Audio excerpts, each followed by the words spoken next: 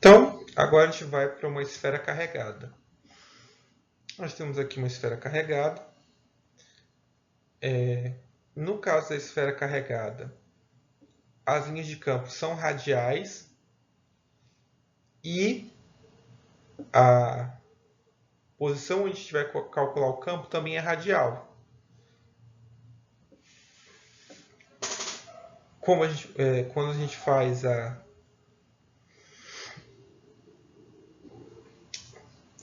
quando a gente coloca, por simplicidade, a distribuição de carga na origem, nós simplificamos o cálculo e esta integral é simplesmente a integral do volume. É do volume de uma esfera, dado um ponto muito importante. A distribuição de carga é homogênea. Então, a densidade de carga não interfere na integral, de modo que a gente vai chegar nessa expressão, onde a gente tem o volume da esfera vezes a densidade, definindo a carga elétrica. E a distribuição de carga, no caso a carga, varia com o módulo da distância ao quadrado. O que torna esse cálculo interessante é quando a gente determina posições de cálculo fora da esfera ou dentro da esfera. Se eu coloco minha distância fora da esfera, que eu vou ter esse resultado, é basicamente como se eu estivesse vendo uma carga pontual. No caso, essa definição vai ser exatamente o volume da esfera, vezes a densidade da esfera, vai dar a carga da esfera. De modo que a gente encontra o campo elétrico de uma carga pontual. Quando a gente faz o cálculo para uma região dentro da esfera, o que acontece é que essa região que definia um volume também depende de R, assim como o denominador também depende do módulo de R. Então, esse quadrado se cancela com esse cubo e o campo elétrico passa a depender somente de R. Além disso, a gente vê que o campo elétrico não depende das cargas acima do ponto onde eu estou calculando. Então, para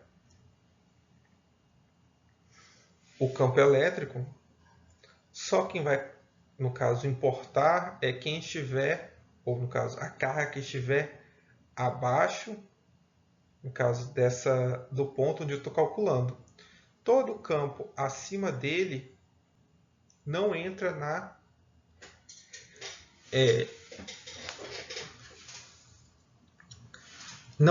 contagem do campo. Por que isso acontece? Devido à simetria do sistema. Como a distribuição de carga é simetricamente esférica e homogênea,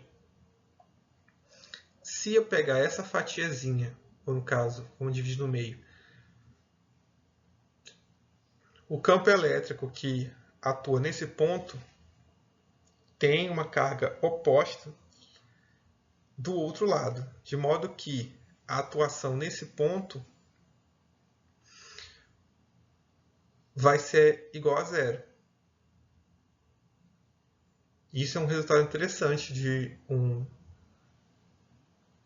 que a gente vai ver um pouquinho mais para frente, que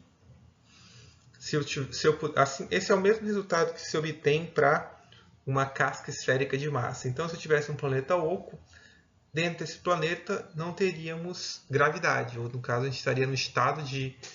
No caso, a gente não teria, a gente teria um estado de gravidade zero. A mesma coisa acontece com as cargas elétricas. Se eu tenho uma esfera homogênea, o importante é que ela tem que estar... Ela tem que ser... nesse caso, ela tem que ter uma distribuição de carga homogênea. O campo resultante dentro da esfera vai ser zero.